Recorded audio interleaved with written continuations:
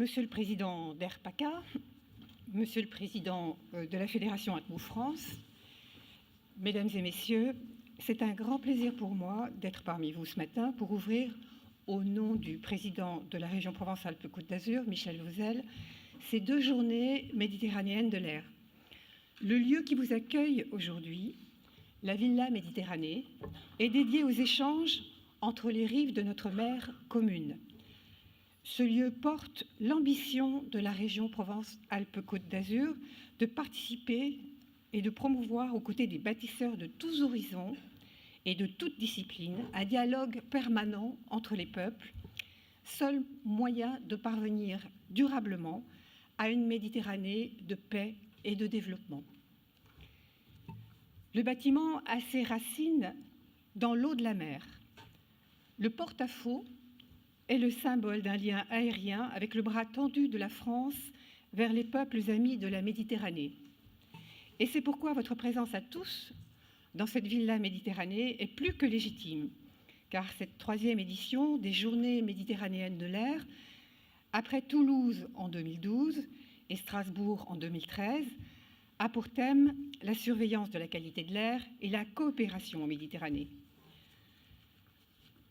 Je voudrais saluer la présence aujourd'hui de quelques 30 intervenants, françaises et étrangers, qui vont partager leurs connaissances lors des conférences et des ateliers, tout particulièrement nos amis venus de Jordanie, d'Italie, du Liban, du Maroc, mais aussi de Grèce, de Tunisie et d'autres pays, car j'en oublie certainement. Je tiens à saluer, bien qu'il ne soit pas encore arrivé, mais il ne devrait pas tarder, avec la plus grande gratitude, Jean Jouzel, climatologue, membre du GIEC et prix Nobel de la paix à ce titre en 2007. C'est un grand honneur pour nous de l'avoir parmi nous aujourd'hui. Nous avons reçu le 3 novembre dernier son collègue Hervé Le Treut dans l'hémicycle du Conseil régional à l'occasion du forum Agir contre le changement climatique. Et je me réjouis que par sa présence soit incarné le lien évident entre l'amélioration de la qualité de l'air, dont l'objectif relève de la santé publique, et l'urgente et indispensable lutte contre le changement climatique. C'est un enjeu particulièrement prégnant pour notre région, car, il faut le savoir, la Méditerranée est l'un des points chauds du dérèglement climatique, dont les impacts devraient, hélas, être particulièrement marqués sur notre territoire. Je ne serai pas plus longue. Je vous souhaite de passer 2 riches et passionnantes journées d'échange. Et pour ceux d'entre vous qui participeront à la visite de Marseille demain matin, je vous souhaite d'apprécier notre capitale régionale qui vibre de tous les accents de la Méditerranée. Merci de votre attention et très bonne journée.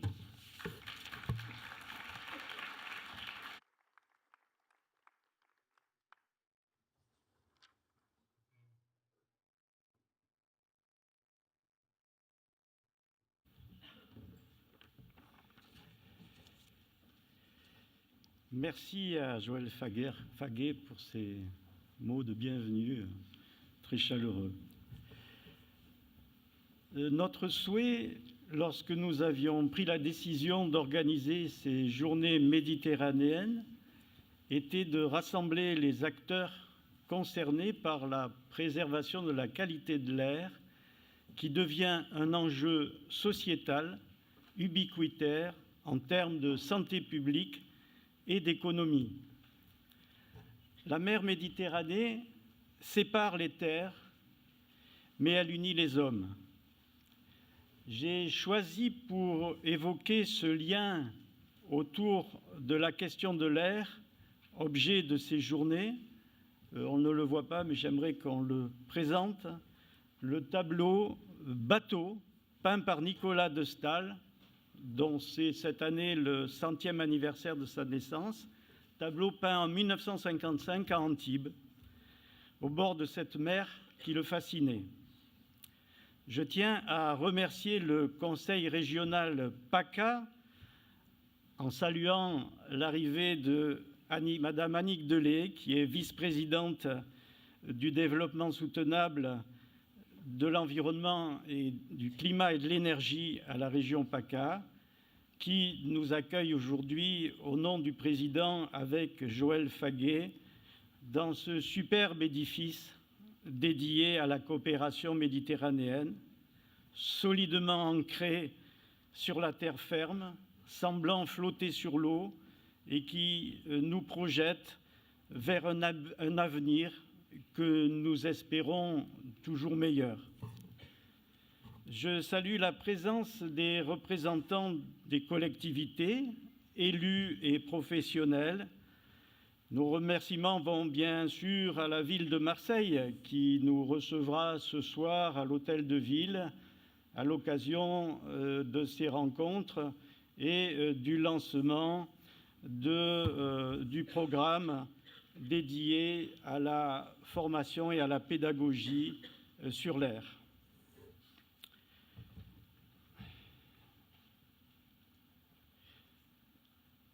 Je salue bien sûr les services de l'État, en pensant tout particulièrement à Madame Anne-France Didier, directrice régionale PACA de l'environnement, de l'aménagement et du logement, la DREAL PACA étant représentée aujourd'hui par Monsieur Laurent Neyer, qui est directeur adjoint. Nous aurons l'occasion aussi de rencontrer Monsieur Laurent Michel, qui est le directeur général de l'environnement et du climat au ministère en charge de l'environnement.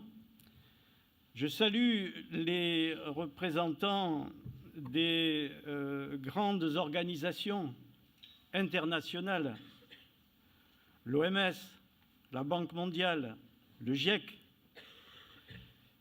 les organisations nationales, l'INVS, j'en ai noté quelques-unes, la Fondation Mohamed VI, qui nous a envoyé une délégation extrêmement fournie, qui montre tout l'intérêt qu'il porte à ces collaborations transméditerranéennes. Les associations, les organisations régionales, l'ARPA du Piémont, de Val d'Aoste. Je salue en particulier, comme l'a fait Madame Joël Faguet, la venue de Jean Jouzel, et je vois au premier rang dans la pénombre Monsieur Mazen Malkawi, que je remercie. Je les remercie tous deux pour leur présence. Nous sommes en fait très touchés par la présence de nombreuses délégations du pourtour méditerranéen, la Grèce, l'Italie, la Jordanie, le Liban, le Maroc, la Tunisie, et j'en oublie peut-être. Les associations et les représentants du secteur économique sont venus en force. Un grand merci en particulier à José Cambou, dont nous apprécions toujours la pugnacité. Nous avions souhaité que ces journées d'échange prospectifs puissent s'appuyer sur la connaissance scientifique. La matinée d'aujourd'hui sera largement dédiée et je remercie mes collègues chercheurs et enseignants-chercheurs pour leur présence et les présentations qu'ils vont nous faire. J'espère avoir été suffisamment bref. Je vais maintenant céder la parole à Bernard Garnier, président d'Atmo France, sans oublier de saluer la présence des collègues œuvrant dans le dispositif national de surveillance de la qualité de l'air, en particulier au sein des associations agréées, dont une assemblée générale se tiendra demain matin. À toi, Bernard, et ensuite, Gilles Noton va animer le début de cette matinée. Bernard.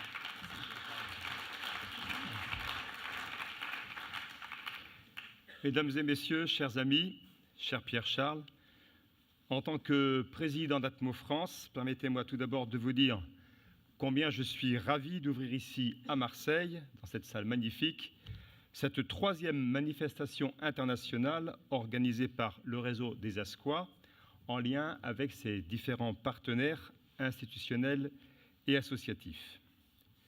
Donc depuis 3 ans, Atmo France, la fédération des ASCOA, les associations agréées de surveillance de la qualité de l'air, je ne le redirai pas, ce sont les ASCOA, Donc depuis 3 ans, Atmo France accompagne l'ASQUA qui s'engage dans l'organisation d'une manifestation à envergure internationale, comme c'est le cas aujourd'hui. Nous étions à Toulouse sur le thème Air, climat, santé. L'an dernier, c'est à Strasbourg que nous sommes retrouvés pour la conférence de clôture de l'année européenne de l'air. Nous voici donc aujourd'hui à Marseille pour les journées méditerranéennes de l'air qui s'inscrivent dans cette continuité en s'ouvrant aujourd'hui sur les coopérations internationales à l'échelon du bassin méditerranéen. Alors un grand merci bien sûr à Air PACA, mais aussi à Qualité Air Corse et à Air Languedoc-Roussillon qui se sont fortement mobilisés pour l'organisation de ces 2 journées qui s'annoncent riches. C'est aussi avec plaisir que je souhaite la bienvenue aux délégations étrangères que je ne vais pas citer, Pierre-Charles l'a fait avant moi.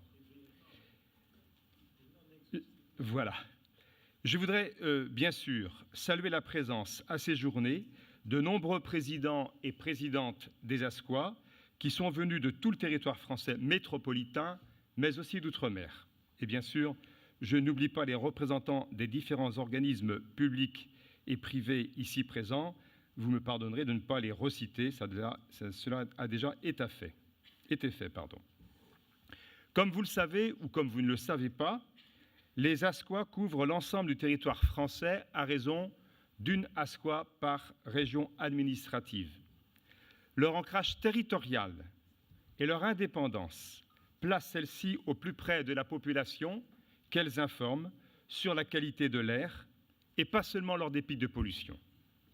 Les ASQUA travaillent bien entendu au plus près des acteurs locaux, les régions, les intercommunalités, les industriels, etc., qu'elles accompagnent pour évaluer les actions mises en place pour améliorer la qualité de l'air. Car signalons-le, pour les non-coutumiers du système français, les ASQUA se sont vus confier par l'État la surveillance de la qualité de l'air en France en lien étroit avec la Direction générale de l'énergie et du climat, avec l'appui technique du laboratoire scientifique de surveillance de la qualité de l'air. J'en profite au passage pour saluer Laurent Michel, le directeur de la DGEC, qui va s'exprimer en fin de matinée, ainsi que le directeur du LCSQA, Frédéric Bouvier. Un petit détail au passage que je tiens néanmoins à souligner. Je veux parler du mode de gouvernance original de nos ASQUA, qui sont gouvernés par 4 collèges, l'État, les collectivités territoriales, les entreprises, les ONG. Ce mode de gouvernance favorise l'ancrage sur les territoires et l'indépendance auquel je faisais allusion il y a quelques instants. Cette surveillance de la qualité de l'air est assurée par les 550 experts des ASQUA. Elle s'appuie sur de la métrologie, de la modélisation, de la prévision et aussi de la réalisation d'inventaires. Le champ d'intervention des ASQUA porte logiquement sur les polluants réglementés, mais compte tenu des évolutions en termes de pollution atmosphérique et de changement climatique, compte tenu aussi des demandes de nos partenaires, ce champ d'intervention des ASQUA s'est progressivement étendu à d'autres enjeux, comme l'air intérieur, les odeurs, les pollens, les pesticides, ainsi que les gaz à effet de serre. Nous aurons probablement l'occasion d'en reparler au cours de ces journées. Alors, le rôle d'Atmo France, c'est de fédérer les ASQUA pour les représenter et pour conforter leur rôle et leur pérennité.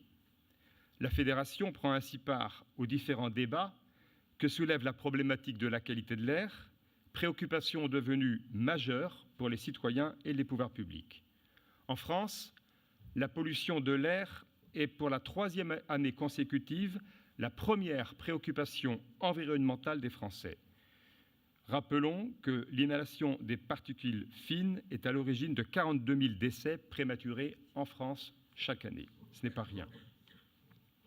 Atmo France et les ASQUA agissent pour que les enjeux sanitaires liés à l'exposition de la population à la pollution de l'air soient mieux pris en compte. Pour qu'une approche intégrée air, climat, énergie soit privilégiée dans les politiques publiques. Et dans un an, à peu près un an, la France va accueillir la COP21 et on peut penser que les débats pour la préparation de cette COP21 seront l'occasion d'inclure les enjeux des polluants de l'air avec ceux des polluants du climat. Ces questions se posent bien au-delà de nos frontières. Ces journées méditerranéennes de l'air initient une vraie dynamique partenariale en Méditerranée entre élus, scientifiques, partenaires publics et privés, organismes de surveillance, autour de problématiques communes qui se résument autour des deux questions posées dans le programme, à savoir les connaissances et le type de surveillance en matière de la qualité de l'air et de changement climatique en Méditerranée, mais aussi le réseau d'acteurs à mettre en place pour mieux sensibiliser les acteurs et la population. Et, sait-on jamais, pourrions-nous alors imaginer un réseau méditerranéen d'acteurs sur la qualité de l'air? La question est ouverte. Pour terminer, je tiens une fois de plus à remercier encore tous les participants à ces journées méditerranéennes de l'air et en particulier les intervenants et les délégations étrangères pour leur présence et leurs travaux. Je nous souhaite de bonnes journées, bon travail à tous. Bonjour à tous, je suis Gilles Loton, président de Qualitaire Corse, et j'ai la lourde tâche d'animer cette matinée. N'étant pas un animateur professionnel, j'espère que vous serez tolérant vis-à-vis de moi. Je vais d'abord commencer par faire une présentation de la matinée, des différents intervenants et des différentes présentations qui auront lieu au cours de cette matinée. Alors tout d'abord, la première question que je me suis posée était de savoir pourquoi s'intéresser à la Méditerranée, montrer que ce n'était pas uniquement un problème de nombrilisme et que nous voulions essayer de nous concentrer sur, je dirais, la zone dans laquelle nous vivions. Et pour cela, je me suis rappelé l'intervention de Robert Votard, qui était venu faire une intervention à Ajaccio l'année dernière.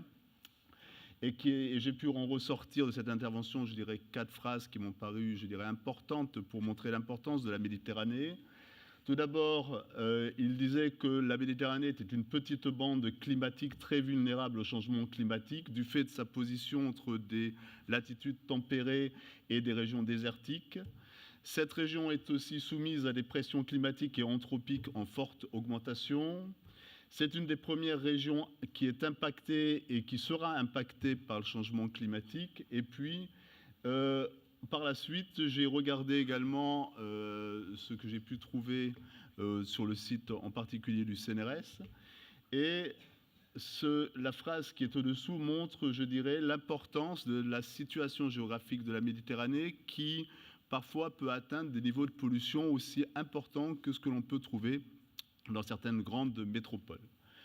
Donc, pour ces raisons, la Méditerranée a été retenue dans pas mal de programmes de recherche comme étant une zone prioritaire, en particulier dans le cadre du programme Mistral, mais je pense que tout à l'heure, François Dulac nous fera une petite présentation de ces thématiques-là. Voilà, je vais essayer de présenter la suite. Voilà. Donc, quels sont les objectifs à atteindre ce matin? Tout d'abord, réaliser une synthèse des recherches en matière de pollution atmosphérique en Méditerranée, essayer de dresser, je dirais, un constat assez exhaustif de cette situation. À partir de ce diagnostic, essayer de voir quel peut être le futur de cette région d'un point de vue, bien évidemment, des changements climatiques. Et enfin, comment se mobiliser pour réduire ces impacts et ces effets. Bon, pour répondre à ces questions, un certain nombre de chercheurs vont donc intervenir dans la matinée, à la fois dans le domaine de la physique de l'environnement, mais également au niveau des impacts sanitaires et même au niveau de l'économie. Alors les différents intervenants, dans la première partie, qui concerne l'état des lieux et les perspectives, nous avons d'abord 2 intervenants qui vont faire des présentations concernant le diagnostic particules dans les villes de Méditerranée. Tout d'abord François Dulac, qui est ingénieur CEA du laboratoire des sciences du climat et de l'environnement et qui est responsable et coordinateur du programme Charmex du CNRS, INSU. Le Nicolas Marchand, maître de conférence à Marseille du laboratoire chimie et environnement. Ensuite, nous aurons le plaisir de recevoir M. Mazen Malkawi, conseiller santé-environnement auprès de l'Organisation mondiale de la santé, pour parler de la problématique des enjeux sanitaires en pays méditerranéens, ainsi que Mme Mathilde Pascal, épidémiologiste chargée du projet Air-Climat à l'Institut de veille sanitaire. On continuera ensuite avec un aspect économique et avec Olivier Chanel, chercheur CNRS du groupement de recherche économique qualitative d'Aix-Marseille. Et puis, après ces interventions, nous aurons 25 minutes de discussion entre nous. À ce moment-là, je reprendrai la parole. Et nous passerons ensuite à la deuxième partie de la matinée, avec une thématique plus générale sur comment se mobiliser. Nous aurons le plaisir de recevoir M. Jean Jouzel, directeur de recherche au CNRS, qui fait partie du groupe intergouvernemental sur l'évolution du climat, prix Nobel de la paix 2007. Et enfin, Laurent Michel, directeur général de l'environnement et du climat du ministère de l'écologie, du développement durable et de l'énergie. Nous referons une seconde intervention du public, un second échange. Et enfin, la synthèse de la matinée sera réalisée par M. Gilles Pipien, inspecteur général de l'environnement et du développement durable auprès du ministère de l'écologie et du développement durable. Voilà, écoutez, je vous souhaite à tous de bons échanges et une bonne conférence. Et j'appelle sur la scène les 4 premiers intervenants, M. François Dulac, M. Nicolas Marchand, M. Mazen Malkawi et Mme Mathilde Pascal et M. Olivier Chanel. Si vous pouvez venir vous installer sur la scène, s'il vous plaît.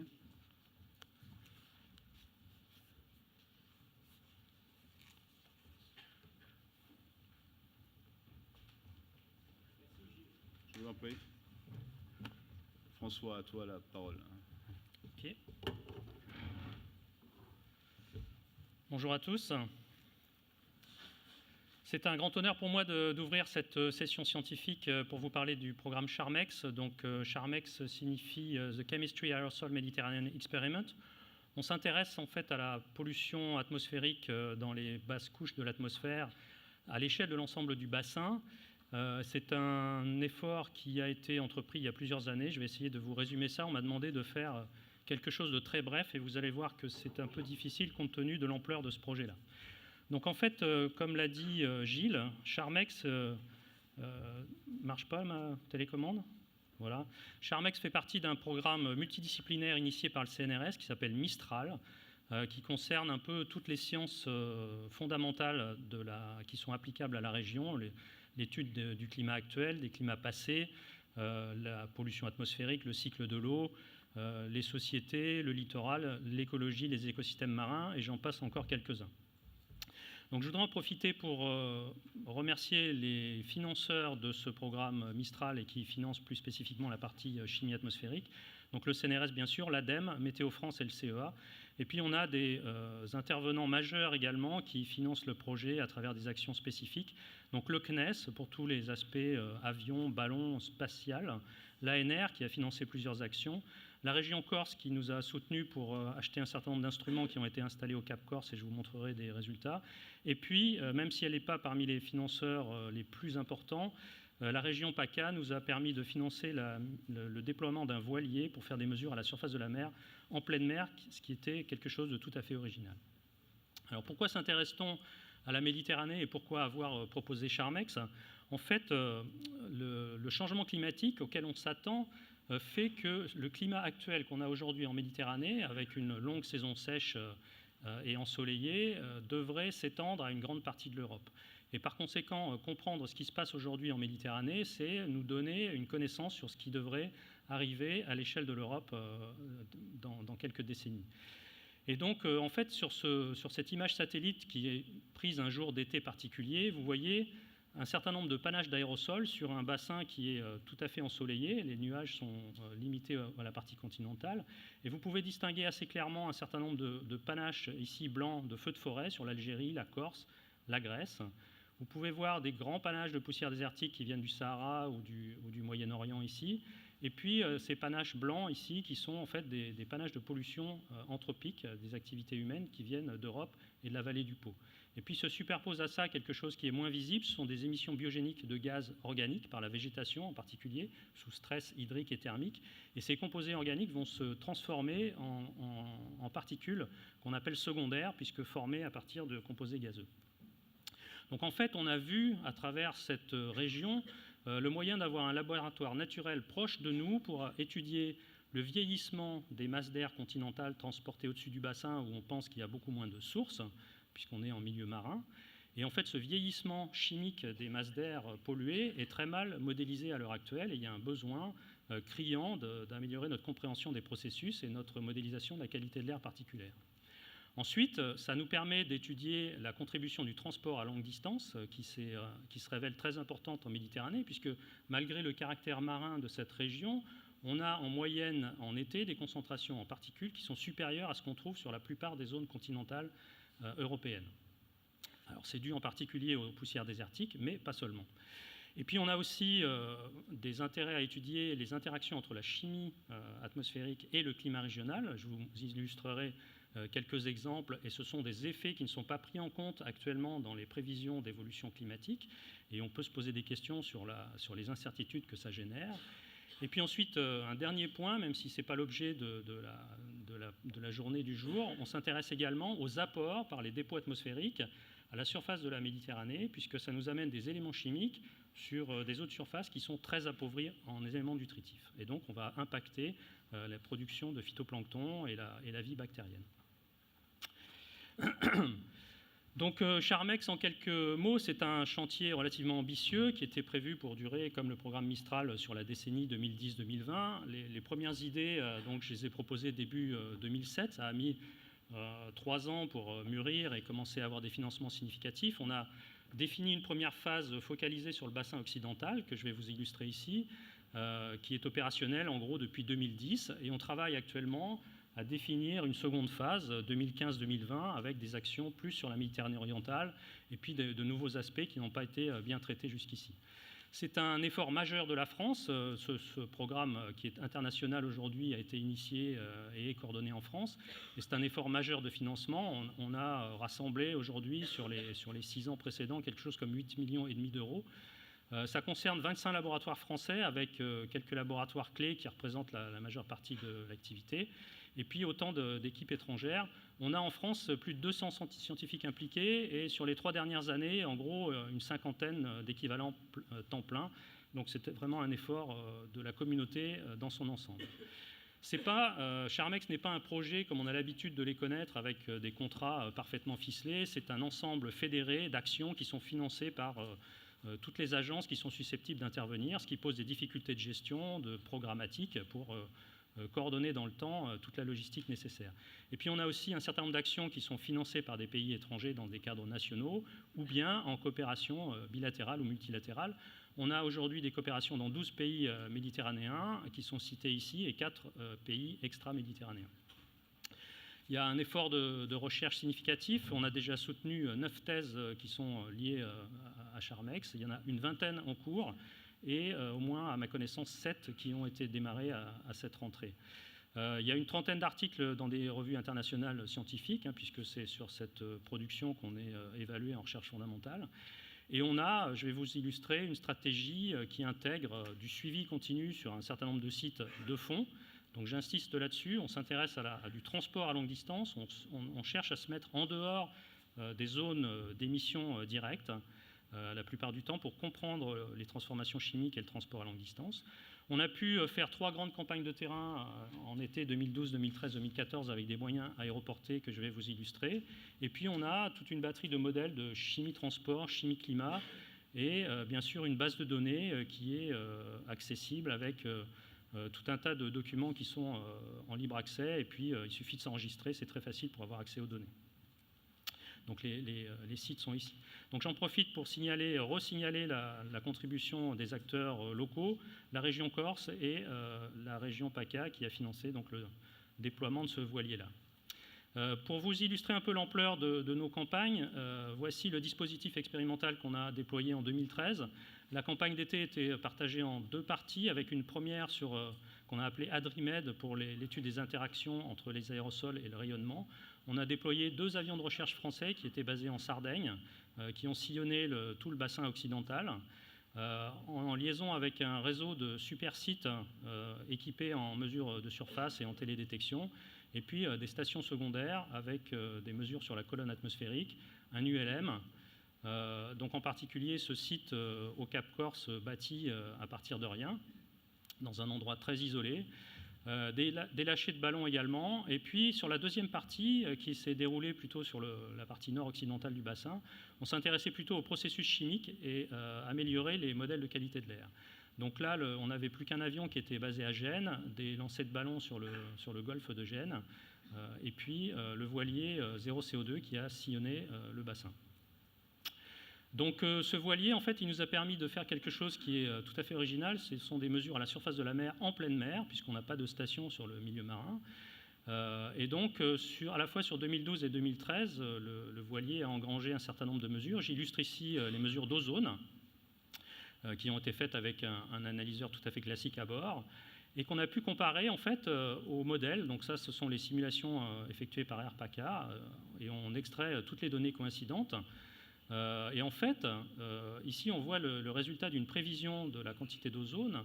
On voit tout l'intérêt de faire ces mesures en mer parce que les modèles ont l'habitude en été de nous prévoir des maximums importants d'ozone sur les zones marines, donc dans des conditions anticycloniques où on a en général de l'air de la vallée du Pô qui est recyclé sur le bassin. Et l'ozone étant formé avec un délai par rapport à ses précurseurs, on a donc ces concentrations fortes sur le bassin. Et actuellement, on n'a pas de mesure pour valider ces simulations-là. En tout cas, on n'en avait pas. Donc voici une comparaison sur la période de l'été 2013 entre le modèle qui est en rouge et les données qui sont en bleu. On voit qu'il y a une bonne capacité du modèle à prévoir les maximums d'ozone journaliers. On voit toutefois qu'il y a quand même des écarts qui peuvent être substantiels dans un sens ou dans l'autre. Et en particulier sur cette zone-là, il y a eu un épisode où on a atteint les niveaux d'information à 90 ppbv. Et on voit que le modèle a été particulièrement performant sur cet épisode-là. Maintenant, si on regarde un petit peu plus en détail cette comparaison, ici on fait une corrélation entre la modélisation et les mesures sur des moyennes horaires, avec à la fois les mesures de 2013 et les mesures de 2012 en bleu et de 2013 en rouge. On voit qu'il y a une corrélation moyenne qui est quand même relativement intéressante, mais avec malgré tout une très grande dispersion des valeurs, puisque si on regarde un petit peu, à plus ou moins 40 ppbv d'ozone, 40 microgrammes d'ozone, pardon, donc 20 ppbv, on voit qu'il reste quand même entre 10 et 15% des points qui ne sont pas dans cette barre d'incertitude qui est quand même relativement importante. Donc ça nous alerte sur le fait qu'il y a quand même encore probablement des choses qu'on ne comprend pas sur la chimie de l'ozone. Ceci a pu être confirmé avec des mesures très originales qu'on a déployées dans Charmex à partir de ballons dérivants. Donc c'est une technique développée par le CNES. Ce sont des ballons pressurisés, étanches, 2,50 m de diamètre, qui portent une sonde d'ozone et qu'on va lâcher ici à partir de Martigues dans un début d'épisode de Mistral, donc avec des vents qui les ont amenés vers le Cap Corse. Et on a eu la chance de pouvoir envoyer l'avion de recherche à la rencontre de ce ballon-là et donc de confirmer les mesures qui étaient faites à 600 mètres d'altitude entre les deux ballons, puisqu'on en a lancé 2, et l'avion. Et en fait, si on regarde la comparaison des mesures du ballon avec le modèle de qualité de l'air européen MAC, qui est mis en œuvre par le Centre de prévision de l'ECMWF, en fait, on voit qu'au lever du jour, on a relevé sur les deux ballons une très forte augmentation de la concentration en ozone qui est liée à la photochimie qui commence au lever du soleil. Et en fait, on voit que sur cet épisode-là, le modèle a été absolument incapable de reproduire cette très forte augmentation de l'ozone au lever du soleil. Il y a une augmentation légère et continue, mais qui ne traduit pas du tout la réalité. Donc, il y a vraisemblablement des mécanismes qui ne sont pas bien pris en compte, certains précurseurs qui ne sont peut-être pas correctement simulés dans ces simulations-là. Donc je vais accélérer un petit peu. Ici sont des résultats sur les particules. En fait, on va comparer les mesures sur 2 sites de fond qui sont ici en vert en PM10 avec des mesures sur des sites de trafic à Bastia et Ajaccio. Donc c'est sur une période de 2 mois, juin-juillet 2012, et on a regardé avec les images satellites à quel moment passaient des poussières sahariennes au-dessus de la Corse, et donc ce sont les zones en orange ici. Et on voit que même sur les stations de trafic, en fait, la présence de ces particules sahariennes amène des pics de concentration très significatifs la plupart du temps et peut nous amener, dans certains cas, à atteindre les seuils. Donc il y a évidemment un intérêt à quantifier ce transport de pollution à grande distance. Une autre originalité, c'est le déploiement d'un spectromètre de masse sur le terrain au Cap Corse, un appareil automatisé qui n'avait encore jamais été déployé en continu sur un site de fond. Et donc ces données-là nous ont en fait montré qu'ici en vert, les différentes composantes de l'aérosol, les différentes composantes chimiques, sur un pas de temps d'une demi-heure sur plus d'1 an, en fait on voit en vert que c'est la fraction organique qui domine. Et sur cette fraction organique, en fait, l'analyse détaillée des résultats nous montre qu'on a une matière qui est essentiellement d'origine secondaire, c'est-à-dire formée à partir de précurseurs gazeux par rapport à des contributions mineures de particules émises directement sous forme particulière organique. Et avec des variations, somme toute, relativement faibles entre l'été et l'hiver, alors qu'avec la photochimie, on pourrait s'attendre à avoir plus de variations que ça. Un autre résultat important que je vous illustre ici, à partir d'une climatologie mensuelle des aérosols sur les dernières années, faite à partir des satellites, en fait, on a mis en œuvre un modèle de météorologie qui prend en compte les interactions entre le rayonnement et la surface du sol. Ces aérosols vont réfléchir une partie du rayonnement solaire et donc atténuer le rayonnement arrivant à la surface. Et ça a des impacts sur la température de surface de la mer. On voit des diminutions ici qui sont de quelques dixièmes de degrés en moyenne de la surface de la mer, avec une conséquence importante, c'est que s'il y a moins de rayonnement solaire à la surface de la mer, il y a moins d'évaporation. Et s'il y a moins d'évaporation, eh bien, il y a moins de précipitations. En moyenne, sur 1 an, on a moins 0,15 mm par jour à l'échelle du bassin, ce qui est quand même une quantité tout à fait significative. Et ces effets-là, actuellement, ne sont pas pris en compte dans les évolutions du climat régional. Un résultat également que je vais illustrer très rapidement, à partir des ballons, on a également déployé des instruments de mesure de la distribution granulométrique des particules. Je vous illustre là des résultats qui sont obtenus avec 2 ballons dérivants lâchés depuis Minorque dans un événement de poussière désertique. Et en fait, on voit sur cette distribution granulométrique ici en fonction du temps aux 2 altitudes à laquelle on dérivait les ballons, on voit apparaître des très grosses particules en fait supérieures à 20 microns de diamètre. Et ce sont des particules qui, compte tenu de leur vitesse de sédimentation, ne devraient pas voyager à ces distances-là. Et donc, il y a forcément des processus physiques pour les maintenir en suspension qui ne sont pas pris en compte dans les modèles de transport. Et encore une fois, de telles grosses particules vont avoir une importance sur les flux de poussière désertique transportés. C'est la raison pour laquelle on a déployé un réseau de capteurs de dépôt, parce que c'est finalement le seul moyen de contraindre les flux de masse, c'est de mesurer les grosses particules. Et lorsqu'on fait des premières simulations pour comparer les observations avec les modèles, on s'aperçoit que, moyennant quelques adaptations de la granulométrie et des modèles, on arrive à des très bons niveaux de comparaison et on dispose maintenant de séries de 3 ans de données à l'échelle hebdomadaire pour pouvoir tester les modèles de transport de poussière désertique. Et puis le dernier résultat que je voudrais vous illustrer, c'est une première également qui a été réalisée dans Charmex. On a, pendant 5 jours, mis en œuvre un réseau de lidar en continu et les données ont été assimilées par un modèle de transport de qualité de l'air. Et on a comparé avec des données de PM10 sur la France les résultats sans assimilation en bleu et avec assimilation en rouge. Et en fait, ce que vous voyez là, c'est l'erreur et la corrélation. Et on voit que sur une période de 48 heures, en gros, après l'assimilation, on améliore sensiblement la prévision des concentrations à la surface, bien qu'on assimile essentiellement des données en altitude, ici entre 1 et 3 km. Donc, c'est pas une technique encore qui est au niveau opérationnel, mais en tout cas, on a fait la démonstration que cette technique peut être développée de façon automatique sur des périodes courtes au niveau recherche. Donc, on peut espérer que d'ici quelques années, ça va passer dans la pratique. Voilà, donc je voudrais terminer par les enjeux qui nous attendent sur les prochaines années sur Charmex. On a vu qu'il y avait intérêt à avoir des modèles régionaux couplés chimie-climat où on prend en compte les interactions entre la chimie et le rayonnement et également les nuages pour comprendre ce qui va se passer dans le futur sur les interactions entre la qualité de l'air et le climat. Et puis on a des défauts de prévision d'ozone à comprendre, on a des défauts de prévision des aérosols organiques à comprendre, et donc il y a tout un travail à faire à partir de notre base de données pour améliorer ces modèles de qualité de l'air. On a maintenant des outils pour améliorer le transport des poussières désertiques, ce qui est également quelque chose d'assez nouveau en termes de flux de masse. On a un effort à faire pour quantifier les origines de cette pollution transportée à grande distance, à la fois en termes de région source, mais aussi en termes de nature de source.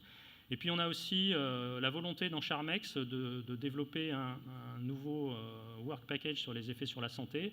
On manque de contacts dans ces problématiques-là, donc s'il y a des gens intéressés par ces questions, vous êtes les bienvenus pour réfléchir avec nous à comment faire en sorte qu'on fasse émerger cette thématique-là. Et puis je voudrais vous finir en vous donnant une adresse, c'est celle du documentaire qu'on a réalisé sur la campagne Charmex de 2013 et qui vous résume en une demi-heure toutes ces actions qu'on a pu mener sur le bassin. Voilà, merci beaucoup.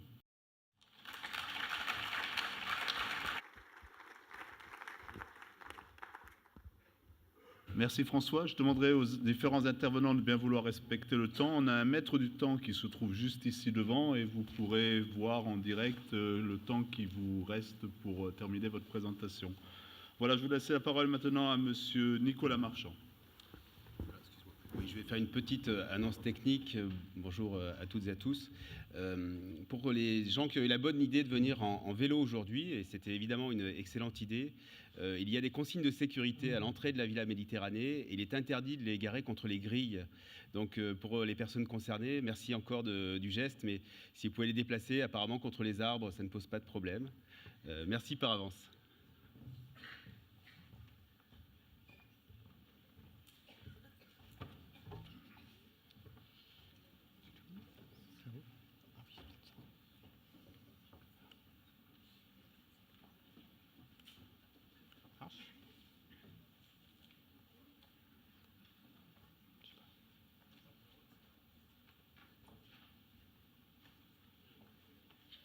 Que ça charge.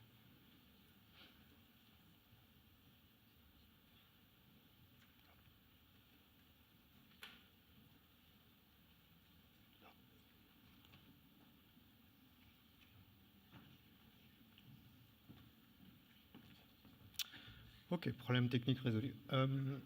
Donc, je vais prendre la suite de François Dulac et on va se rapprocher des côtes ce coup-ci et parler de la problématique de la pollution atmosphérique dans les villes méditerranéennes. Donc je vais essayer de faire ça en 10 minutes. L'idée, c'est de sortir les aspects les plus importants. Donc la Méditerranée, c'est avant tout une pression démographique sur le littoral qui est très importante. Si on considère la population sur l'ensemble de ces pays méditerranéens, donc cette population est passée de 276 millions en 70 à 466 millions en 2010 et les projections sont aux alentours de 530 millions pour 2025, sachant qu'à peu près la moitié de la population de ces pays méditerranéens sont concentrés sur les côtes. En termes de pollution urbaine, on est passé de 152 millions de personnes en 70 à plus de 315 millions en 2012 et les projections sont également aux alentours de 385 millions pour 2025.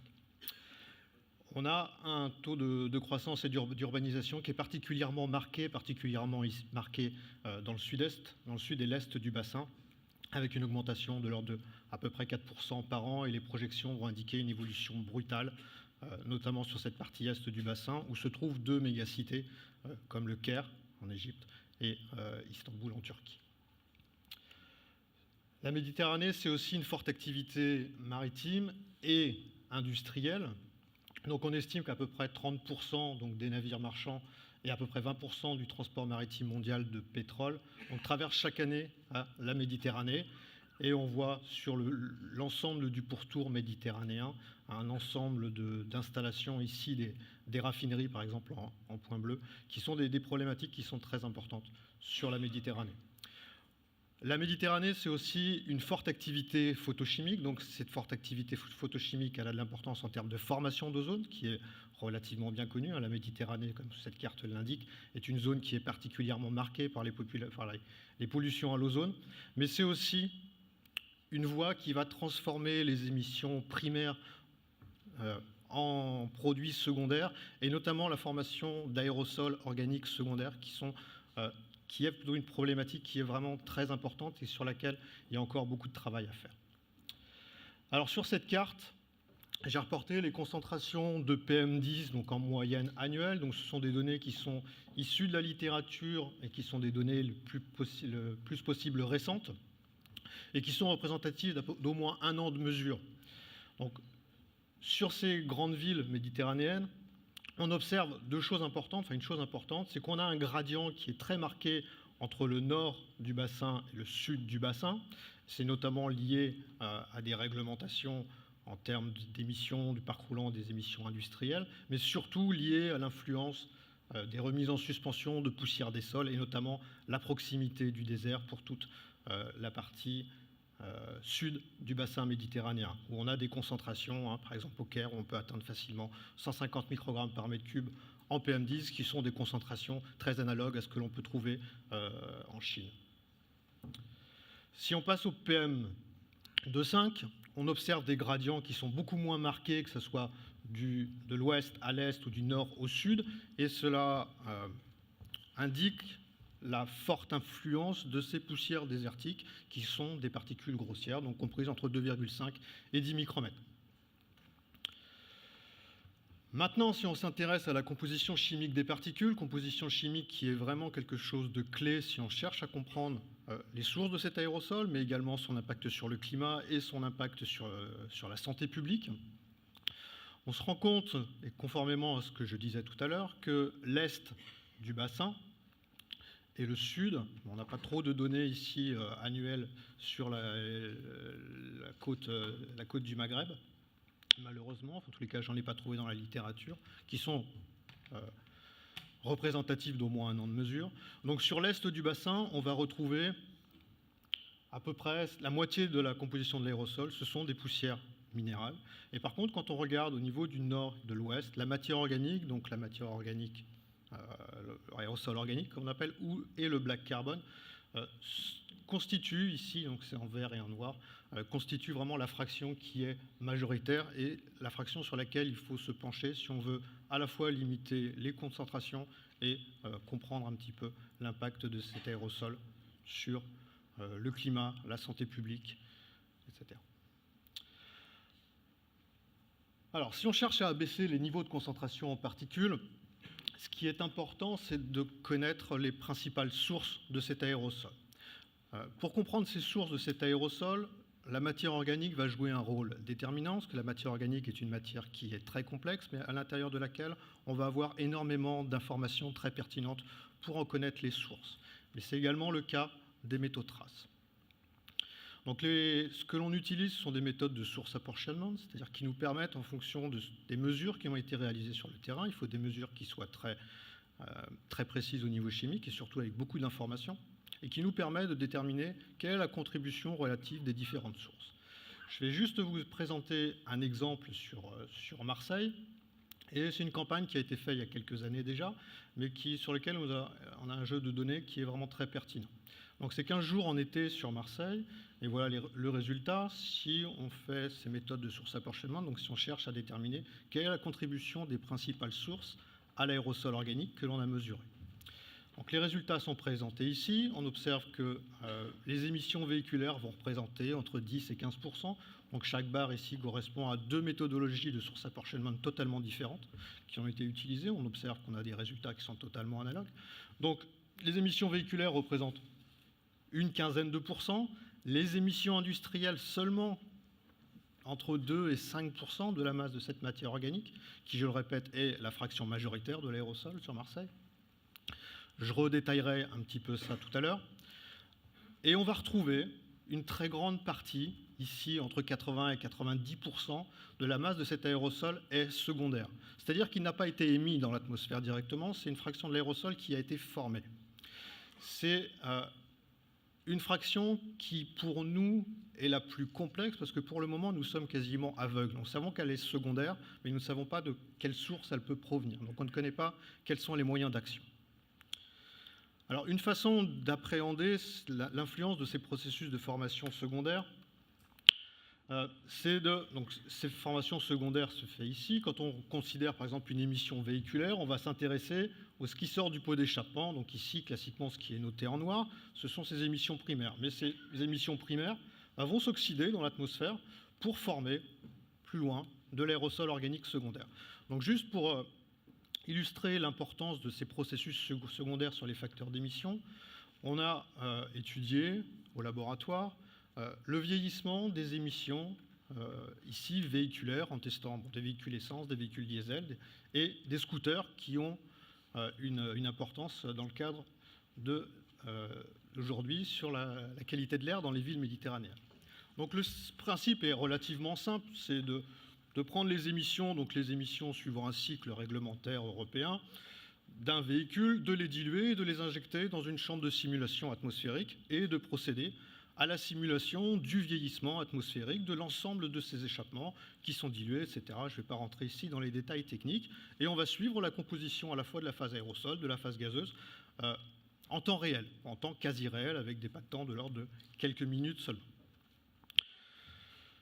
Alors pour illustrer l'impact de ces processus de vieillissement, donc cette figure représente ici le facteur d'émission de l'aérosol carboné, donc le black carbone et l'aérosol organique.